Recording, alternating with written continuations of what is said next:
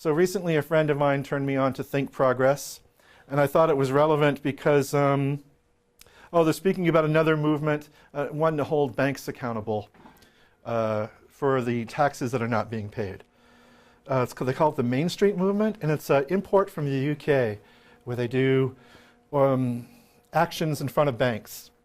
And the key factoid that motivates this movement is that, as this one spokesperson says, I have $1 in my wallet. That's this quote here. I have $1 in my wallet, and that's more than the combined income tax liability of GE, ExxonMobil, Citibank, and the Bank of America. How I integrate technology into my teaching, specifically with reference to the PowerPoint, is, I admit, and I told the students this at the beginning of the course, the PowerPoint's kind of a crutch for me. They don't have a problem with that. They tend to like the PowerPoint. It makes it easier for them to take notes. But really the PowerPoint is to keep me on track.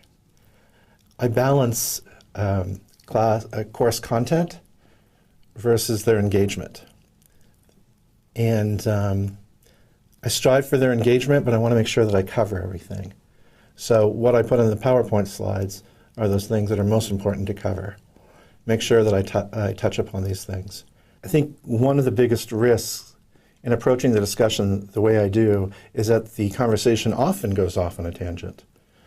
I want the students to be able to follow their interest, so wherever they take it, we'll go. Mind you, I'm sitting at the front of the class looking at the clock, and I'm painfully aware when we're running out of time and that there are other things we have to cover. I spoke of using the PowerPoint as a crutch. That's my excuse if I need to bring it back. I might say to the students, we have 15 minutes left in class and we have this other stuff to cover. I will take responsibility for that. I won't blame them for digressing, because frankly I have about as much potential to digress as they do. And I think digressions are probably valuable. But how I bring it back to the topic is to point at the PowerPoint.